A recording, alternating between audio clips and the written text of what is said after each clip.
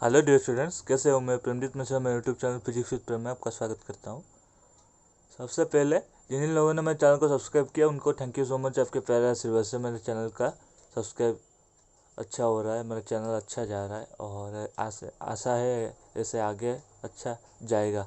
और आशा करता हूँ मेरा कंटेंट आपको अच्छा लगा होगा। और जिन जिन लोग मेरे चैनल में नए हैं, मेरे चैनल को अभी तक सब्सक्राइब नहीं किया, उनके लिए बस इतना कहना चाहूँगा, अगर चैनल में नए हो और मेरा चैनल अच्छा लग रहा है, कंटेंट अच्छा लगे तो प्लीज़ मेरे चैनल को लाइक शेयर अपने दोस्तों के साथ में सब्सक्राइब करें। और सब्सक्राइब जब करते हैं तो बाजू वाले बेल आइकन को जरूर दबा दीजिए, ताकि मैं जब जब भी नए नए वीडियोस डालूँ, और नोटिफिकेशन ऑन कर दी, ताकि मैं जब जब भी नए नए वीडियोस डालूँ मेरा नोटिफिकेशन आपको सबसे पहले मिले और कोई भी वीडियोस मिस ना हो। तो चलिए शुरू करते हैं आज की क्लास के टॉपिक। आज की क्लास का टॉपिक जो है करंट इलेक्ट्रिसिटी का एक जाना माना टॉपिक है, that is internal resistance of a cell. देखिए, एक सेल का इंटरनल रेजिस्टेंस कब होता है? एक सेल का एक तो एक्सटर्नल रेजिस्टेंस होता है, एक तो इंटरनल रेजिस्टेंस होता है। दो चीज होता है, एक्सटर्नल रेजिस्टेंस और इंटरनल रेजिस्टेंस। वो दोनों में चीज क्या है, मतलब फर्क क्या है, क्या कैसा है? देखो, मैं पिछले क्लास में एक रिलेशन बताया था, इधर मैं लिख भी रहा हूं, V equal to E minus I R, where V is the voltage and E is the EMF. ठीक है, भी जो है वोल्टेज है, ई जो है ईएमएफ। ईएमएफ क्या है? Electromotive force. ठीक है, अभी मैं क्या बता रहा था, जो कि इंटरनल रेजिस्टेंस क्या होता है, कैसे होता है। देखो क्या होता है, जब हमारा सर्किट क्लोज्ड रहता है तब करंट फ्लो होता है, जब सर्किट ओपन रहता है तो कोई करंट नहीं रहता। ठीक है, इस केस में देखो, जब ओपन सर्किट होगा कोई करंट नहीं रहेगा। ठीक है, ओपन सर्किट होगा कोई करंट नहीं रहेगा, तो कोई इंटरनल रेजिस्टेंस रहेगा क्या? नहीं रहेगा। ओपन सर्किट में करंट नहीं रहे तो इंटरनल रेजिस्टेंस नहीं रहेगा, क्योंकि मेरा करंट के साथ इंटरनल रेजिस्टेंस का टर्म जो है अटैच्ड है। तो मतलब कहने में मोटा मोटा ये समझना चाहिए कि भाई जब करंट नहीं रहता, इंटरनल रेजिस्टेंस नहीं रहेगा, तो मतलब इसका मतलब यह है कि ओपन सर्किट में इंटरनल रेजिस्टेंस नहीं रहता है। जब क्लोज सर्किट रहता है, जब की क्लोज रहता है तो करंट फ्लो होता है, और इसमें करंट रहता है तो इसलिए इंटरनल रेजिस्टेंस भी रहता है। ठीक है, तो हमने ये पढ़ा कि भाई इंटरनल रेजिस्टेंस कब रहता है, हम इंटरनल रेजिस्टेंस हमेशा क्लोज सर्किट में रहता है, क्योंकि ना क्लोज सर्किट में करंट फ्लो होता है। दूसरा चीज क्या है, क्लोज सर्किट में जो पोटेंशियल डिफरेंस है उसको पोटेंशियल डिफरेंस कहते हैं, और ओपन सर्किट में जो पोटेंशियल डिफरेंस है उसको ईएमएफ कहते हैं। ठीक है, ओपन सर्किट में जो पोटेंशियल डिफरेंस दो टर्मिनल के बीच में होता है उसको ईएमएफ कहता है। ठीक है, अभी समझ गए वोल्टेज का क्या है, ईएमएफ क्या है, किसको वोल्टेज कहते हैं, किसको ईएमएफ कहते हैं, और इंटरनल रेजिस्टेंस कब एग्जिस्ट करता है, कब एग्जिस्ट नहीं करता। ठीक है, चलिए इसको समझने के लिए एक सर्किट डायग्राम का सहारा लेते हैं। देखो, ये एक सर्किट डायग्राम है जिसमें ये जो है मैंने एक्सटर्नल रेजिस्टेंस कैपिटल आर जोड़ा है। ठीक है, इसमें क्या है, एक मैं ईएमएफ भी जोड़ा हूँ। ठीक है, ये प्लस टर्मिनल है, माइनस टर्मिनल है। हमको पता है करंट जो है, और इधर में की जो है ये क्लोज्ड है। देखो, की जब क्लोज होता है तो करंट फ्लो होना शुरू होता है, और करंट जो है पॉजिटिव टर्मिनल से नेगेटिव टर्मिनल फ्लो होता है, तो आई करंट ऐसे फ्लो हो रहा है।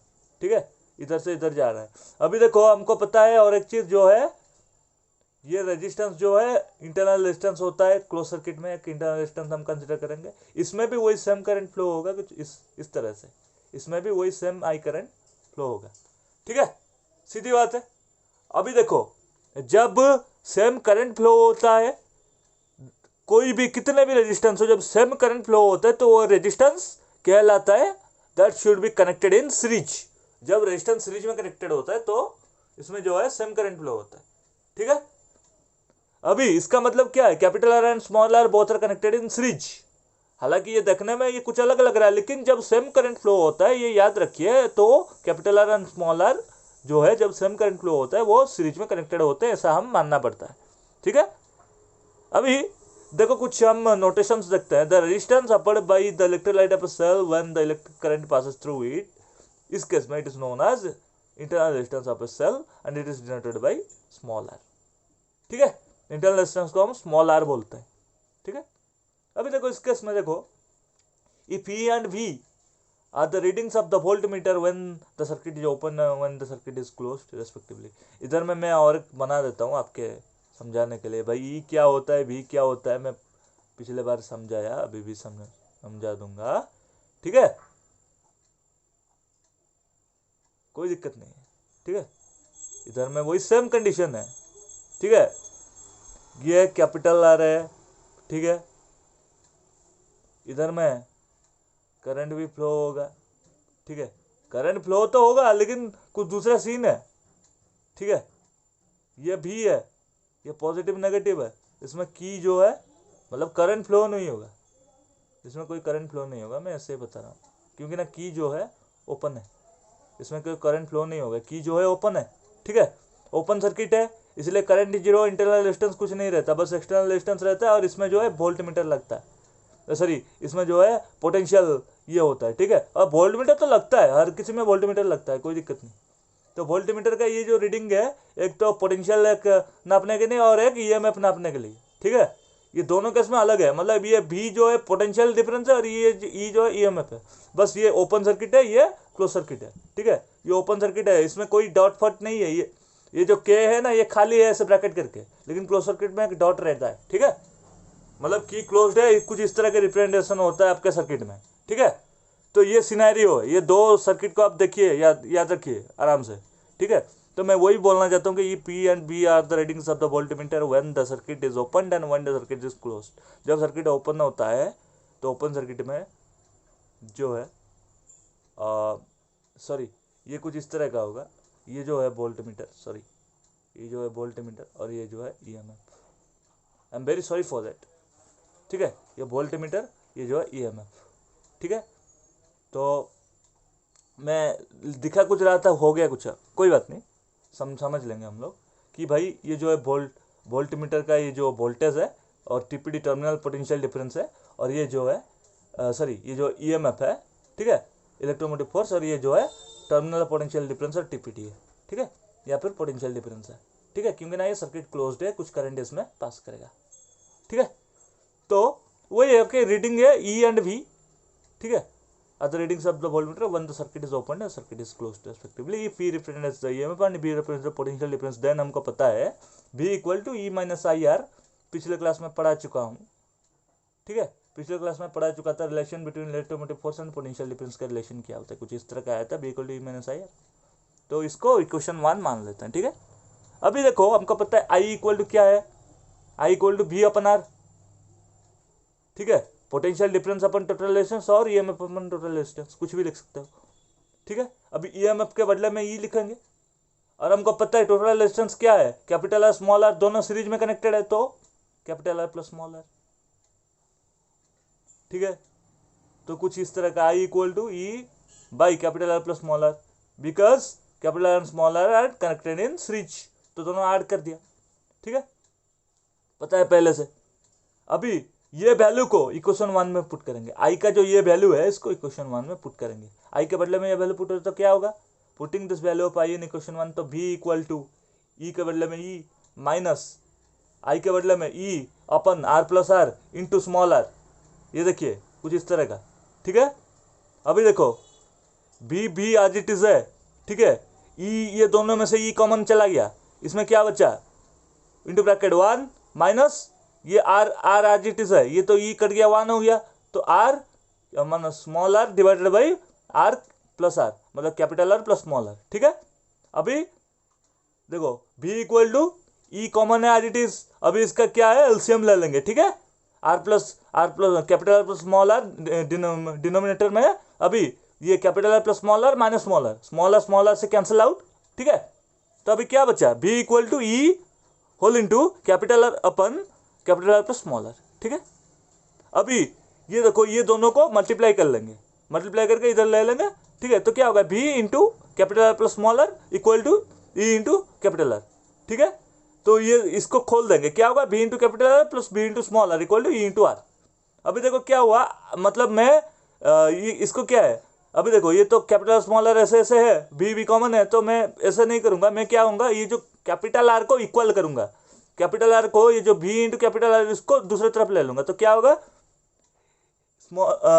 Capital E into R minus V into R, ठीक है, E into R minus V into R equal to small V R, मतलब capital V into small R, ठीक है, कुछ इस तरह का है।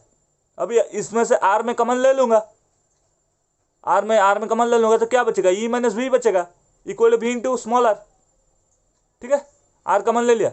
अभी मेरे को फाइनल एक्सप्रेशन क्या चाहिए, इंटरनल रेजिस्टेंस का फाइनल एक्सप्रेशन चाहिए, तो मैं इंटरनल रेजिस्टेंस इसमें से निकाल लूंगा, क्या दिक्कत है मैं, निकाल लूँगा, क्या होगा, small R equal to R into E minus V upon V, small R equal to capital R into E minus V upon V. ये required expression for how to find the internal resistance when we know external resistance, EMF and to terminal potential difference. ठीक है, ये पहला चीज। एक तरह का expression ये हो सकता है एंड एक तरह का एक्सप्रेशन इससे भी आप निकल सकते हैं। ये देखिए ई बाई भी माइनस बी से बी करके 1 हो गया, ये भी एक तरह का एक्सप्रेशन है। Small R equal to capital R into E upon V minus 1, कुछ इस तरह का एक्सप्रेशन है। मतलब दोनों एक्सप्रेशन ही है, इतना तक भी करेक्ट है, करेक्ट है। इसको अगर आप सिंप्लीफाई थोड़ा सा करेंगे ये भी करेक्ट होगा, दो चीज करेक्ट है। कभी कभी ये एग्जाम में भी पूछ लेते हैं, इसको थोड़ा सा ध्यान में रखिएगा।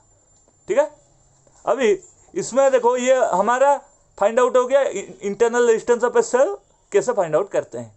आपको पता चल गया सारा का सारा प्रोसेस। कुछ इस तरह का एग्जाम में लिखोगे तो फुल मार्क रहेगा, कोई दिक्कत नहीं। अब इसका एक स्पेशल केस रहता है। देखो स्पेशल केस क्या रहता है, एक जब होता है एट मैक्सिमम पावर डिसिपेशन, जब हम मैक्सिमम पावर जनरेट करते हैं तो उस केस में क्या होता है। देखो जब हम मैक्सिमम पावर जनरेट करते हैं तो क्या होता है, या मैक्सिमम पावर कोई चीज देता है तो क्या होगा, इसमें small R equal to capital R हो जाएगा।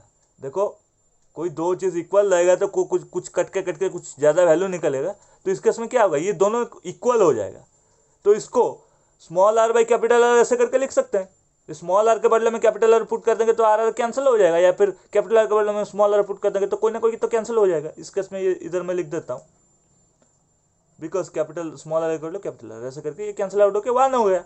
ठीक है, E by V upon 1, sorry E by V minus 1। ठीक है, कुछ इस तरह का हो गया। अभी ये जो 1 + 1 इधर में आके 2 हो जाएगा। ठीक है, ये -1 है ना, 1 + 1 होकर 2 हो जाएगा। तो ई बाई वी इक्वल टू 2, कुछ इस तरह का है। इधर से आप ये भी लिख सकते हैं ई इक्वल टू 2 भी, और ये लिख सकते हैं बी इक्वल टू ई अपन 2। अगर तो ये मेरा ये कहना है फाइनली कि एट मैक्सिमम पावर डिसिपेशन क्या होता है, हमारा जो टीपीडी या टर्मिनल पोटेंशियल डिफरेंस जो होता है, ये टर्मिनल पोटेंशियल डिफरेंस क्या होता है, ईएमएफ का आधा होता है। ईएमएफ का आधा होता है कब, एट मैक्सिमम पावर डिसिपेशन। ठीक है, ये भी एक एक्सप्रेशन है, कभी कभी एग्जाम में 1 मार्कर में पूछा जाता है, कभी कभी ऐसे एक्सप्रेशन में भी पूछा जाता है। ठीक है, तो आज के क्लास में बस इतना ही। इसमें क्या हमने पढ़ा, आज के क्लास में हमने पढ़ा internal resistance of a cell और इसको फाइंड आउट किया। That is small R equal to capital R into E minus V upon V, और small R equal to capital R into E divided by V minus 1, ये क्या। और दूसरा special कैसे निकाला, क्या है, एट मैक्सिमम पार्टिसिपेशन क्या होता है, TPD equal to half of EMF of the cell. Okay, आशा करता हूँ आपको वीडियो अच्छा लगा होगा। अगर वीडियो अच्छा लगा तो प्लीज़ मेरे चैनल को लाइक से सब्सक्राइब करें और बाजू वाले बेल आइकन जरूर दबा दें, ताकि मैं जब भी नए वीडियो चलूँ मेरा नोटिफिकेशन आपको सबसे पहले मिले और कोई भी वीडियो मिस ना हो। तो चलिए मिलते हैं नेक्स्ट क्लास में एक अच्छा वीडियो के साथ, अच्छा कंटेंट के साथ। तब तक के लिए bye, have a nice day, thank you.